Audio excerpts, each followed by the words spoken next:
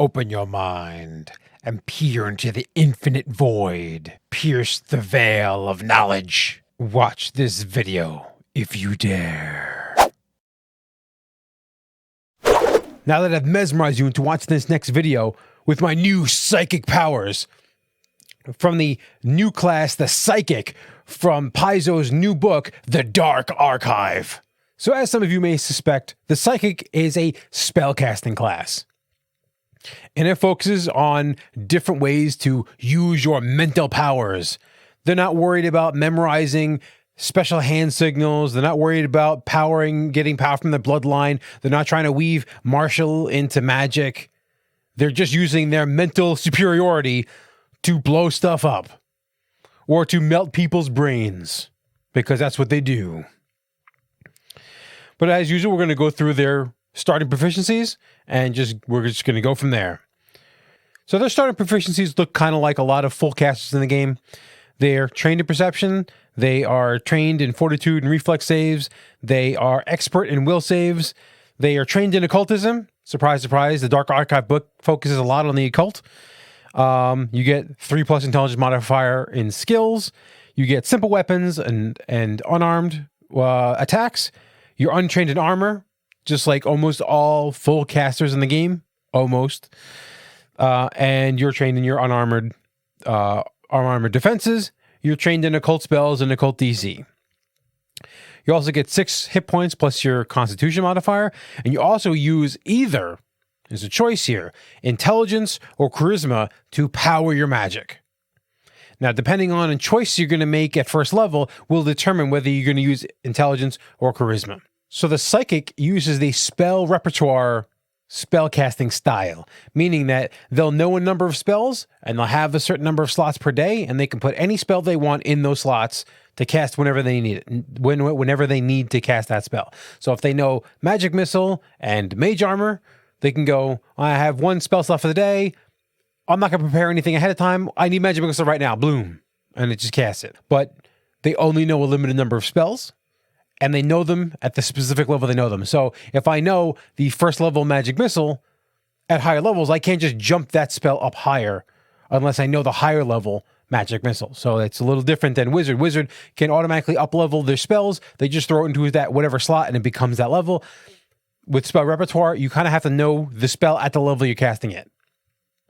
Similar to the other spontaneous casters or the spell repertoire classes, they're going to get signature spells, which means they have a small selection of spells that they can automatically heighten when they put it in a higher level slot.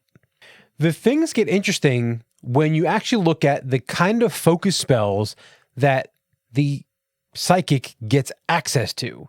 The key point is they don't get focus spells.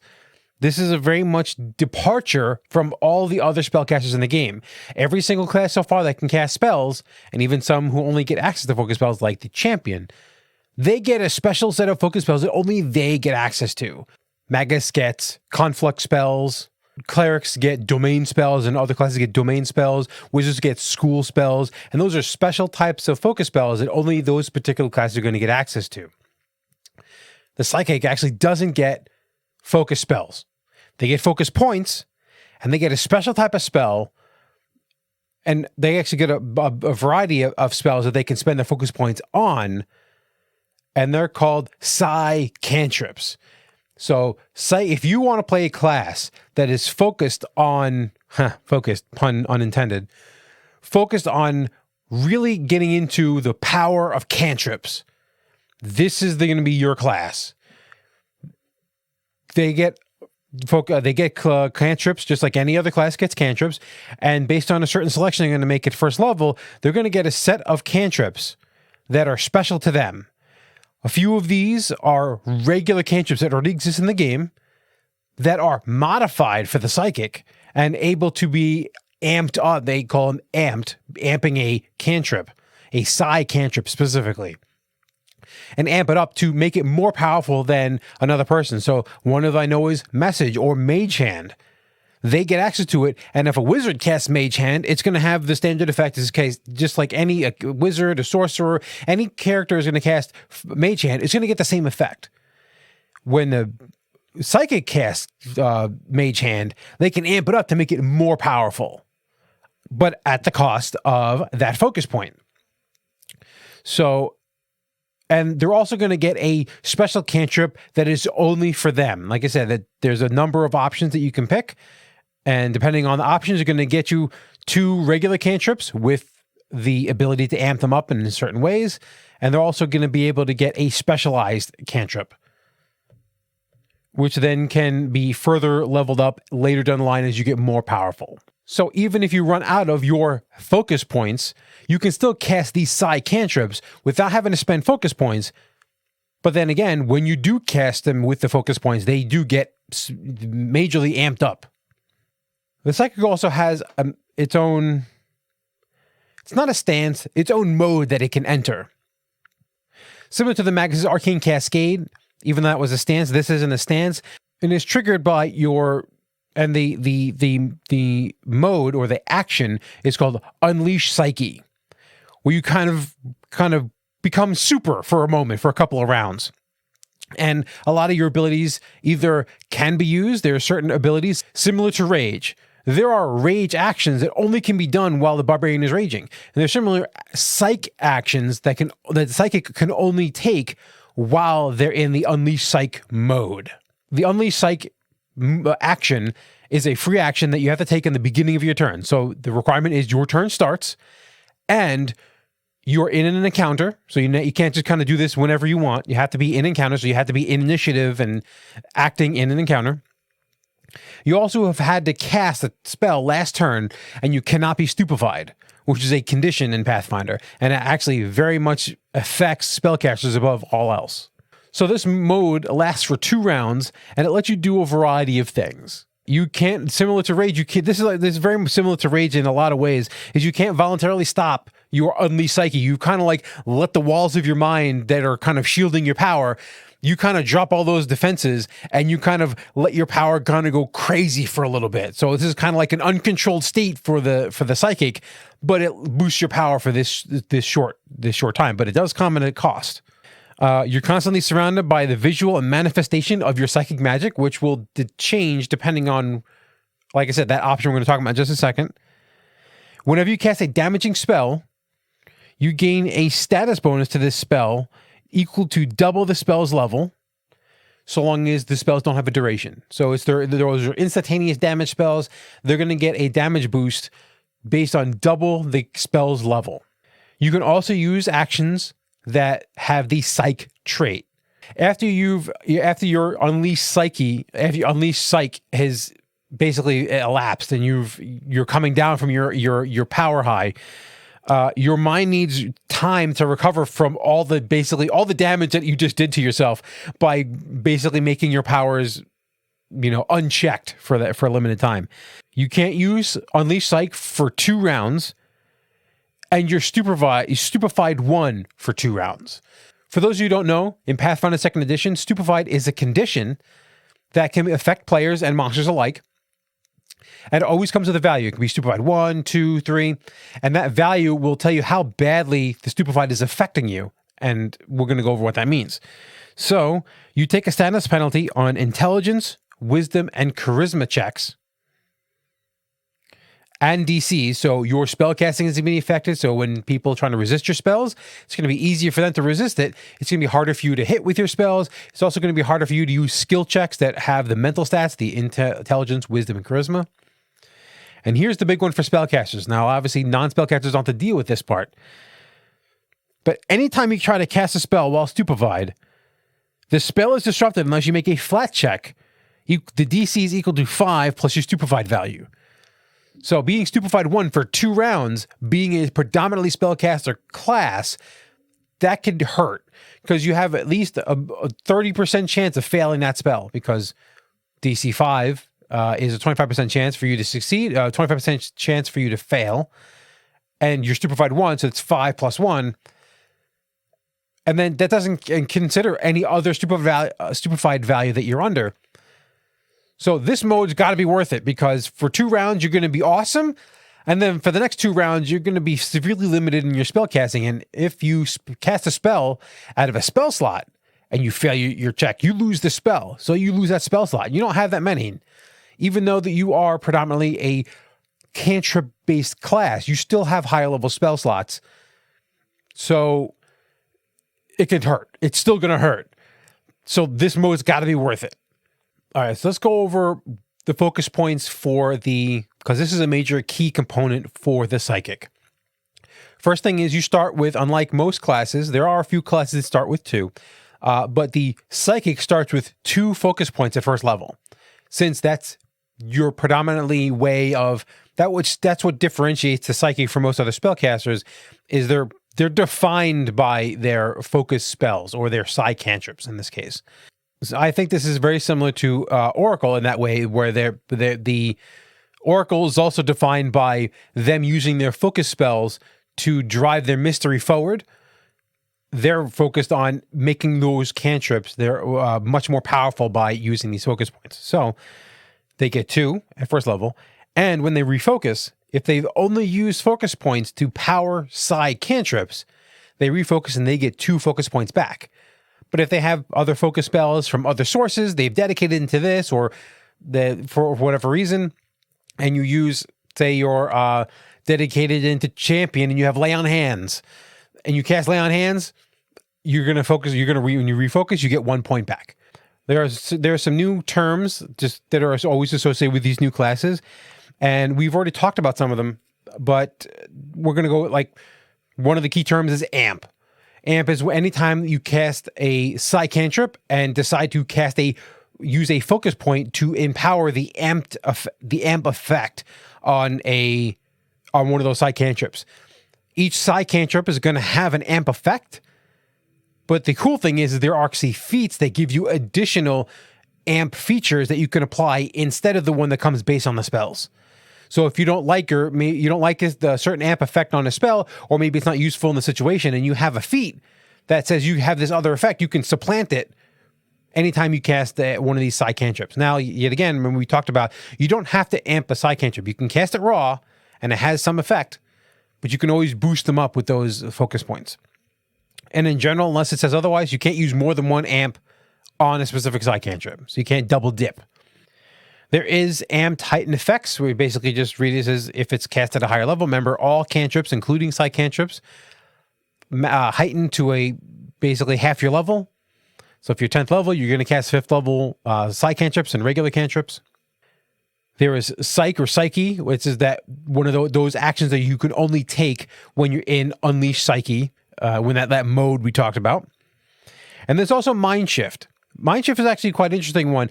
If a spell has the mind shift trait, or the spell or the action has the mind shift trait, you can supplant the regular damage that the spell or effect does with mental damage, since you're all about attacking people's minds. You can also replace with the mind shift. You can replace any save with any spell that has the mind shift trait with a will save. So you're really good at focusing on the will save. Instead of, yet again, that's a choice. You can either use whatever save it comes with, or you can supplant the mental damage for the regular damage. You can supplant the will save for whatever other save that it's calling for. So the 2 things you have to decide at first level is there's 2 abilities that you have to pick. There's the subconscious mind and the conscious mind. We're going to go over the subconscious mind first. And this really kind of tailors where your magic is coming from, what part of your mind and what behaviors really kind of focus and drive your magic. So there is emotional acceptance. You use your raw emotions to manipulate your magic. Or that you can have the precise discipline where math is king. And where what you're actually doing is, instead of emotions, you're becoming not emotionless, but you're driving out all emotion specifically to derive the mathematical necessities of how your magic is derived. What these are going to do, and there's 4 of these, and I'm going to let you go over them when if and when you pick up the book, or you can, archive if this is a thing. They're going to give you a little bit of lore on where your magic comes from. So it may help you inform some decisions and roleplay choices that you might make with your character. It's also going to determine, a very important thing is, which stat are you using for your magic? Now remember, we talked about it's either charisma or intelligence. So there's 2 of these that are charisma, and there's 2 of these that are intelligence. Like I said, that we're going over the the emotional acceptance, and obviously the emotional acceptance. When you're tapping into that emotional center in your brain, you're going to be using charisma. You also get a psyche action that you can take while you've unleashed your psyche that is specific to one of these four. So the restore mind is the one you get with emotional acceptance.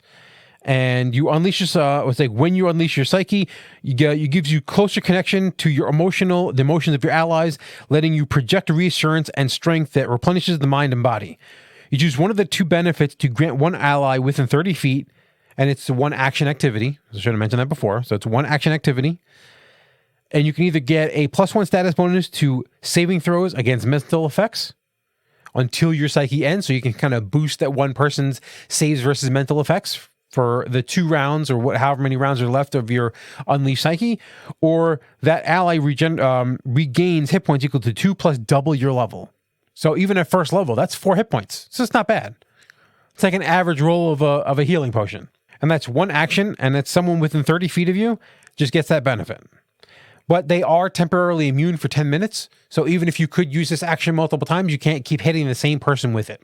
And then we have precise discipline. Is that math-orientated one? Determine the intended outcome, align thoughts, identify and resolve distractions, manifest. Intentional focus is the key to unleashing your abilities. Let's see. Obviously, this one is all based on intelligence. It's all based about math and that perfect projection of angles and geometry and mathematics to be able to focus your mind to invoke all of your mental powers. Like I said, we're talking about key ability scores, intelligence, and we get the psyche action called we get the psyche action called calculate threats. So one action activity. It has the mental and it has the psyche traits. Your subconscious automatically calculates vectors and forces when your mind is unleashed, showing you the most likely path of incoming attacks to avoid. You gain a +2 circumstance bonus to AC, your armor class, and reflex saves until the beginning of your next turn. So it's a short-term buff only for you.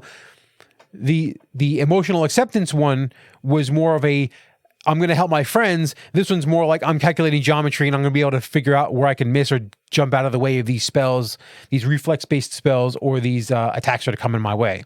Kind of like seeing almost like seeing into the future, or you have a little bit of a spidey sense. And then we get onto the conscious mind, another very important choice that you have to make. And there are 6 of these. And what you actually get access to is this is where your cantrips come from. So you get 3 cantrips of your choice from the occult list, and then you get 3 cantrips specific to one of these choices. So 3 of these are your free reign to pick whatever you want, and then 3 of these are these special psi cantrips, 2 of which are regular cantrips that they've kind of modified to make them psi cantrips, and they've given them amp effects, and then one of them is a special one that's just made just for you, just for whichever conscious mind that you've selected. You don't just get cantrips from these. So based on whatever conscious mind you select, and like I said, there are 6 of them, so there's a lot of variety here. You get granted spells, so there are spells automatically added to your spell list for casting spells through your actual spell slots, which you'll occasionally be doing. You get standard psi cantrips, which is those spells we talked about before, that those spells already exist in the game, but for you, they're psi cantrips, and they have a special amped effect, and they also have a special passive ability that always happens. So if you pick the one that has Mage Hand, your Mage Hand is just inherently slightly more powerful than anyone else's casting Mage Hand. Or whichever ones, like there's one for Message. And then there's some little passive effects that happen for you that you don't even have to spend your focus point on. You don't have to amp them up to get these benefits. They kind of always happen because you're so focused on these cantrips. They're a little bit more powerful. And you also get a unique psych cantrip, is that special one that we talked about. And when you get higher levels, you get 2 more over your career as a psychic. At 6th level, you get a deeper psych cantrip, and then at 10th level, you get the deepest psych cantrips. You get higher level cantrips. Yet again, they're still cantrips, so they auto heighten. They have their own amped effects. And I think all of these are really cool. It really just depends on kind of where you want to focus your magic, because this really kind of determines. Now, the subconscious mind determine kind of what ability score you're using and how your magic looks and feels, the conscious mind really figures out what kind of spells that you are going to be casting, and which will push you in a certain direction, which will also inform the choices when you pick your own spells, will also inform those decisions as well. So we're going to talk about the distant grasp. Motion characterizes the physical. A boulder falls, a creature moves, the world turns. You believe the truest form of the mind over matter is therefore to move things as well. Move things as well. Wielding telekinesis as an arm that can grasp the furthest and finest objects. So you get a variety of granted spells as you get higher and higher level that are automatically added to your spell list, including, then this is in addition to the ones you're going to select as you level. The two standard psych cantrips are Mage Hand and Telekinetic Projectile. And you get the unique psych cantrip of Telekinetic Rend. And that just sounds cool. So the standard Telekinetic Projectile targets within 30 feet. It does 1d6 plus your spellcasting modifier as damage per level. So when this gets heightened to second level, third level, fourth level, it just does an extra d6. So it's 1d6, 2d6, however high your character is, half that level, that's what it heightens to. And then that's how much d6s you do. Remember, it's 30 feet though. If you pick specifically the distant grasp, since you're all focusing on doing things with telekinesis, your telekinesis is just a little bit better than other people's telekinesis. So your spell you can target people up to 60 feet away just in general. I mean, that's already awesome, because that's basically getting the reach spell for free every time you cast Telekinetic Projectile. And the Mage Hand as well is also improved, and I think it lets you hold heavier and heavier objects as you get higher and higher level. So it also comes with an amp, and you fling objects with even more force, driving your opponents backwards in a hail of objects. On a successful hit, not only do you do whatever damage is listed, but you also push the person back 5 feet. Specifically, it's away from you. And if you hit them with a critical hit with this telekinetic projectile, and you've spent the focus point, you've amped it up, you push them back 10 feet on a critical hit. And when you heighten it, so normal heightened for telekinetic projectile is 1d6, like we talked about. So when you're first level, it's 1d6 plus your whatever your charisma or intelligence. Now, when we get to third level, our telekinetic projectile is going to be level 2. Our spell level 2, and then now we're going to be doing 2d6 plus our relevant ability modifier.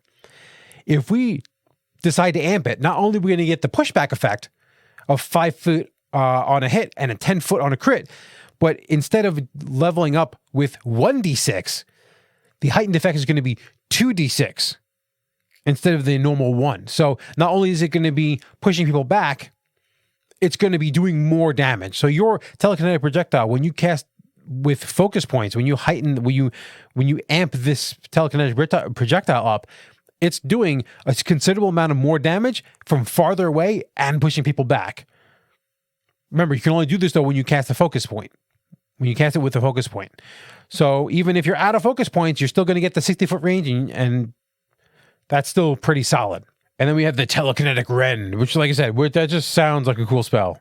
So Telekinetic Rend, you pick 2 5-foot burst areas within 60 feet, and it's a basic fortitude save. And you do either your choice of bludgeoning or slashing damage to all creatures in the area with a basic fortitude save. It's a heightened, the heightened is +2, so every 2 levels the spell goes up, it gets this heightened effect, which just increases the damage by 1d6. When you amp the spell, instead of doing 1d6 bludgeoning or slashing, your choice, it does both bludgeoning and slashing damage. So it gets 2d6, 1 for bludgeoning and 1 for slashing. And a creature critically fails this save on this spell, it's also stunned 1.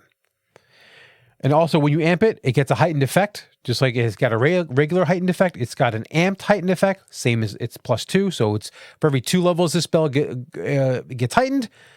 So when you amp heighten it, both damage, so both bludgeoning and slashing, increase by 1d6. So in essence, it gets 2d6 increase, 1 for bludgeoning and 1 for slashing. You also generate a third area that you can use. So normally you get 2 areas, 2 5-foot areas. But now if you heighten it and it's at least level 2, like level 3, which is a +2 increase, you get 3 areas. So it's just better in every way. And you also get Vector Screen at higher levels, and you also get Dancing Blade. Those are those higher level psych cantrips that you're going to get access to. Then you have the thing, the next one we're going to talk about is the Infinite Eye. This is just all about seeing. This is all about this divination and being able to see different things. All about observation and just seeing and experiencing all of the things that are before you. So you get things like, for granted spells, you get things like True Strike, Augury, Prying Eye, True Seeing. So it's all about those divination spells that will let you see, things that are unseen, things that are invisible, things that are not what they appear to be. And your standard psych cantrips is Guidance and Detect Magic. 2 pretty solid ones. Detect Magic is on almost everyone's spell list that they've always cast all the time. So your Detect Magic is a little bit better. And also your Guidance is a little bit better. And these things can be amped up with further effects. Your first level psych cantrip is Glimpse Weakness. So you target a creature. This is a 1-action spell, actually. So 1-action spell, you glimpse a loose scale, a seam in the foe's armor, or a similar weakness, aiding your allies in landing a precise hit. The first ally to hit the target with a successful strike deals additional precision damage equal to 1 plus the spell's level, and then the spell ends. But it lasts for a minute, so people don't have to attack right away. You do have a minute or 10 rounds for someone to hit it, and it doesn't have to be you. It could be one of your allies. When you amp it, the damage increases by 1d4 plus 1. So it's not only 1 plus the spell's level, it's an additional 1d4 plus 1 damage on top of that. And then it's got an amped heightened effect. For every 2 levels this spell is increased, you get an additional 1d4 plus 1 on top of that every time someone hits this creature when you've affected a creature with this. And there is no save. The target just gets affected by this. And it's someone you can see within 60 feet, and it's verbal. You just say something, you just go, I glimpse your weakness. And they're weakened. You point out their 1 weak, whatever, like I said, loose scale, chink in the armor. They got 1 bad leg, they got a limp. Whatever it is, you let your party know. First person to strike against that foe is going to do a little bit of extra bonus damage. And this is a cantrip. And even just by generic, even just having 1 action and not putting the focus point, it's an extra 1 plus your spell's level. So at 5th level, this is going to be 4 points of extra damage. It's just, someone just gets. And just like criticals, if someone criticals, this damage is going to be multiplied, is doubled as well. So, and the 2 higher level cantrips they're going to get. Omnidirectional Scan, which just sounds cool. It just sounds like something from StarCraft. You go, your Terrans, you go, woo, woo, woo, woo. You just see everything. Let's see. And then this is the highest level psych cantrip you're going to get through your conscious mind is Foresee the Path. Like I said, these are all about seeing the future. Like I said, seeing the future, seeing the unseen. So this really kind of curtails the kind of spells you're going to get. So this doesn't necessarily mean you have to pick more spells like this for the spells you get access to pick. Because remember, you're going to get higher levels. There are certain spells that you're able to pick for yourself, and there's certain cantrips that can be able to select as well. And you can always change out some. Now, specifically, you can't change out side cantrips for like people who want to retrain and change out. You can change the ones you select because you're going to get 3 cantrips of your choice, and then 3 based on your choice of your conscious mind. The side cantrips can't be changed. So once you pick them, that's it. But the ones that you select, you can always retrain them later if you want. You can retrain the spells that you select as you level up just by retraining. This gives you, like I said, a focus of what it's. You could look at it as like school spells for wizards, where I'm a school wizard, so I kind of focus on these one types of spells. It doesn't mean I don't have access to all those other spells over there. It just means that I kind of have a direction, and maybe I pick the spells that I get to pick are completely different. Maybe I really want to lean into the idea of messing with telekinesis or messing with being able to see what's not there. And I pick spells like that. But you also want to build in some versatility just in case you really need to cast that spell that really isn't focused on your conscious mind. So you can go with it either way. You can kind of really hyper focus on one thing, or you can kind of spread out with those options. And like I said, there are 6 different conscious minds with a variety of spells, granted spells, psy cantrips, amps. There's one of them here that you get an improved dancing lights, or you can get improved shield. Shield is a bread and butter spell for a lot of spellcasters. So you can really go into and really expand the current spell casting. But what Pathfinder Second Edition class would be without feats? So we can go into some of the feats. Obviously, there's a slew of feats out here. We're not going to go through all of them. We're not even going to hit like a lot of them. We're going to hit a couple of them. While looking through the feats, I actually noticed a couple of feats that I'm like, ooh, I'd take that. And they actually, surprising for a spellcaster that is, you only have 6 hit points plus your constitution. You're not trained in armor. They have quite a few feats that affect things that are around them. So you really could kind of dive into the idea that you're a melee psychic and you kind of real close range with your psychic, which is high risk, high reward. They have an ability here similar to Bespell Weapon that the wizards get access to. It works slightly differently, called Psi Strikes. It's a free action once per turn. Your most recent action was to cast a spell or to unleash your psyche. You siphon off residual psychic energy from your spell, and you empower a weapon you're holding or your unarmed attacks, and when you unleash your mind, your energies flare up to match. The attacks deal an extra 1d6 force damage until the end of the current turn. If your psyche is unleashed, this effect lasts until your psyche unleashed ends. So it's kind of like almost like an empowered Bespell Weapon. Bespell Weapon focuses on whatever spell you used. That's the type of damage that it's going to do. This one is always going to be force damage, which is, sometimes good, sometimes bad. Most of the time it's good because force is one of the more unusual ones to be resisted by certain creatures.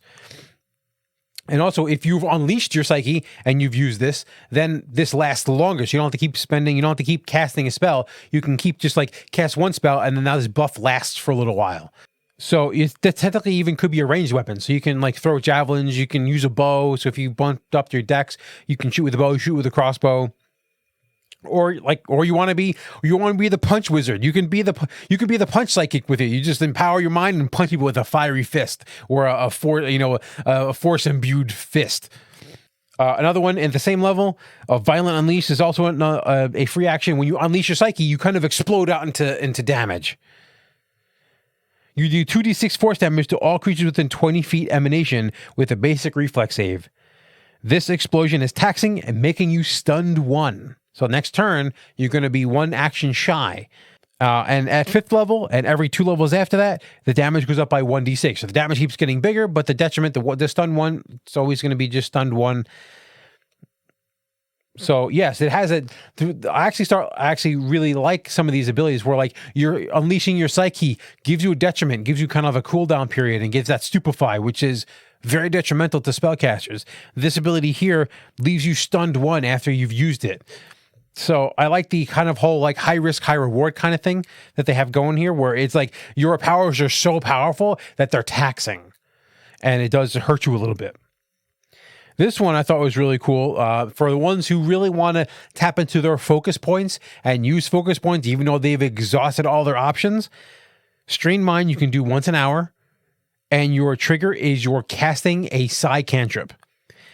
The requirement is you have 0 focus points. So you've exhausted all of your focus points. You strain your body beyond the limits to use an amp even when your mental powers are depleted.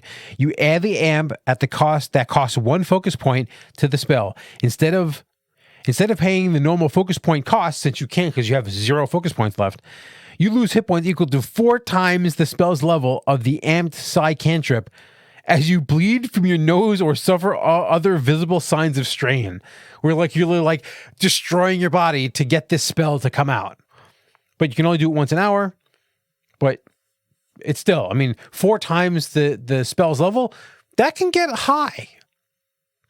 Imagine if you're high level and you're casting a psi cantrip with no focus points and it's a 9th level spell. 9 times 4, that's 32 points of damage you just took to maximize the spell to make it do the most. And you took the most to do it. So this scales pretty appropriately with your level. Obviously, at first level, it's going to be 4 points because you're first level, and your psych cantrip is going to be first level. As you start getting higher and higher level, this does more and more damage, but you have more hit points, so it is what it is. I still think the idea of like you see in those movies where the person is pushing themselves to the limit because they have to, and you see them like bleeding out of the ears and stuff. So we're gonna pick one of this one at 6th level. It's called Inertial Barrier. I almost read it as Inertial Dampeners because I'm a big Star Trek nerd. Inertial Barrier. And it's an amp that, remember, when you're using a psych cantrip, which is either the base cantrips that you get that have amps, or your special psych cantrip, or maybe the higher level ones that you eventually get access to, you can only use this on psych cantrips. Instead of using the amp effect of those base spells, you can choose to replace it with one that you've acquired through feats like this one. So this doesn't cost any more actions. You're just casting the spell however many actions that the spell normally casts for, and then you're replacing the base effect of the amp with this one. So you lose the base effect of the amp, but you gain you or one target of the spell. So this, if you're casting a spell on an ally, you can give them this benefit as well, or you can cast it on yourself and you gain this benefit. You or one of the spells, the target of the spell gains resistance to physical damage equal to 2+ the spell's level until the start of your next turn. So you kind of give a resistance shield to physical damage for a short time. So this can really help your front line. This can really help if you decided to pick a lot of the close-in feats and you're kind of in the mix. You can give yourself a little bit of protection against physical damage for a little while and make sure you don't get smushed. So that's one of those amps that you can apply. Maybe you don't need it all the time. Maybe you're going to use some of the amps that are based in the spells. Maybe you're going to have a couple of amps that you're going to really focus in on those focus points. Oh, this is cool.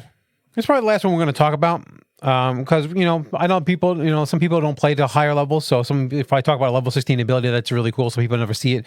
So we're going to pick a level 8 feat called Brain Drain.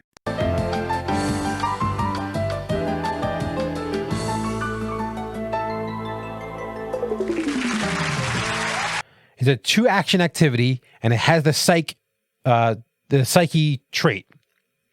So it can only be done when you've unleashed your psyche. With a wrestle of will, you siphon off a creature's mental energy to replace your own. One non-mindless creature within 30 feet must attempt a will save based against your spell DC. So if they succeed or critically succeed, nothing happens. But if they fail, the creature is stupefied 1 for 1 minute. Remember, that's the minus to all their mental checks and saves and DCs. And also, if they're a spellcaster, they're going to have to make that flat check when they try to cast magic. So stupefied 1 is and for a minute, that's a long time. But you also regain a focus point. So you kind of draw in their mental energy into yourself, and now you're able to cast more focus spells, psych cantrips. Up to your maximum. You can't go over your maximum. You can't use Brain Drain again until the next time you've made your daily preparations. So this is a once-a-day thing. And if they critically fail, it's basically the same as the failure, except they're stupefied 2. So it's the same for you, but they're worse off. So they have that stupefied 2, so their flat check goes up if they cast spells. They get -2 to all their mental stats, their checks with mental stats. So yeah, that's a really cool ability. So you get that one shot of trying to get a focus point back, but it is taxing on you. So I will say I have one complaint about the naming convention that they used. You're a psychic. You have your unleashed psyche, and then you have psyche traits. Too many psychs. They literally could have called when you unleash, they could have made that trait unleashed, and it would have been more clear because every feat's going to have psychic. And then you see psyche. So if you read some of these feats too quickly, you're not going to realize that some of these maybe only can be used when you unleash your psyche. And some of these maybe you think maybe it reads as if you can only use it when you unleash your psyche, but it really just says the psychic trait. So I wish they would have used a different term. Like I said, using unleashed instead of psyche, which have made things a little bit more clear, but that's a little bit of splitting hairs. But I think that having a focus class is really awesome. And I know that a couple people have already said interest in playing this class. I have interest in playing this class. Maybe if we do a one-shot, maybe I'll play a psychic. And you can play it in a variety of different ways. You can, like I said, you can base it on your emotions. You can base it on being a math whiz. You can base it on a lot of different abilities. You can focus on getting more psych cantrips through feats. You can focus on getting more cantrips. You can focus on getting psych cantrips. You can focus on getting more amps. You can focus on getting cool things that happen when you unleash your psyche, or cool things that happen when you do certain things. You can kind of be more of a generic, kind of like picking a little bit of everything. There's even one in here where it takes the page out of the Druid's book, where you're allowed to go dip into one of the other psychic paths and take a spell from theirs and use it as your own, but you can't take one from your own. You can kind of dip into another path that you didn't have access to, which I thought was kind of neat. So you have a variety of, you have some of these standard things like expanded cantrips, cantrip expansion. You have things like side strikes, which is very similar to Bespell Weapon. You have some of the things that are familiar to other spellcasting classes, and then you have things that are just wildly their own. So if you want to use your mind to melt the brain of your foes and see beyond the veil, maybe take a look at the Psychic. But this is Steve from Nothing Ventured, Nothing Gained. May all your die rolls be crits, and may you always roll max damage. See you later.